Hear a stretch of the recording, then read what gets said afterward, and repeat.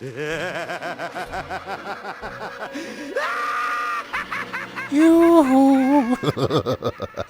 There you are. Thought you could hide from me, did you?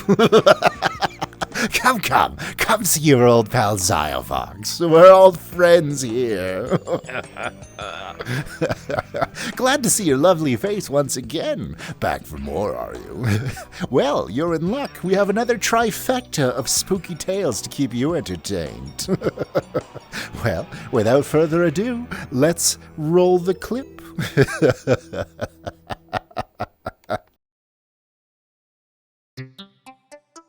Everyone loves the first day of school, right? New year, new classes, new friends. It's a day full of potential and hope before all the dreary depressions of reality show up to ruin all the fun. I like the first day of school for a different reason, though. You see, I have a sort of power. When I look at people, I can sense a sort of aura around them. A colored outline based on how long that person has to live. Mostly everyone I meet around my age is surrounded by a solid green hue, which means they have plenty of time left. A fair amount of them have a yellowish-orange tinge to their aura, which tends to mean a car crash or some other tragedy. Anything that takes them before their time, as they say.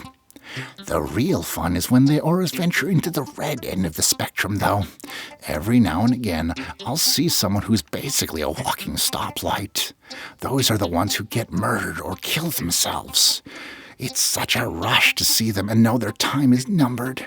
With that in mind, I always go to class very early so I can scout out my classmates' fates.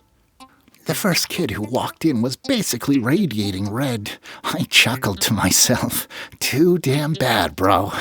But as people kept walking in, they all had the same intense glow. I finally caught a glimpse of my rose-tinted reflection in the window, but I was too stunned to move. Our professor stepped in and locked the door, his aura a sickening shade of green.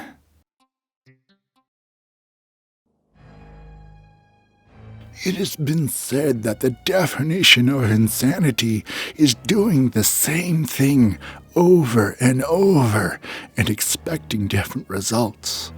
I understand the sentiment behind the saying, but it's wrong. I entered the building on a bet. I was strapped for cash and didn't buy into the old legends of the hotel to begin with, so $50 was more than enough to get me to do it. It was simple. Just reach the top floor, the 45th floor, and shine a flashlight from a window. The hotel was old and broken, including the elevator, so that meant hiking up the stairs. So up the stairs I went. As I reached each platform, I noted the old brass plaques displaying the floor numbers. 15, 16, 17... 18. I felt a little tired as I crept higher, but so far, no ghosts, no cannibals, no demons. Piece of cake. I can't tell you how happy I was entering that last stretch of numbers. I joyfully counted aloud each platform. 40, 41, 42, 43, 44, 44. I stopped and looked back down the stairs. I must have miscounted, so I counted up. 44. One more flight. 44. And then down 10 flights. 44. 15 flights. 44. And so it's been for as long as I can remember. So really, insanity isn't doing something repeatedly and expecting different results. It's knowing that the results will never, ever change. That each door leads to the same staircase, to the same number. It's realizing that you no longer fall asleep. It's not knowing whether you've been running for days, or weeks, or years.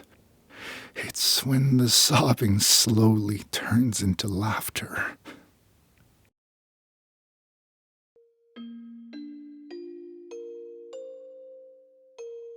My daughter woke me around 11:50 last night. My wife and I had picked her up from her friend Sally's birthday party and brought her home and put her to bed. My wife went into the bedroom to read while I fell asleep watching the Braves game. "Daddy," she whispered, tugging my shirt sleeve, "guess how old I'm going to be next month?" "I don't know, beauty," I said as I slipped on my glasses. "How old?" She smiled and held up 4 fingers. "It's 7:30 now. My wife and I had been up with her for almost 8 hours. She still refuses to tell us where she got them."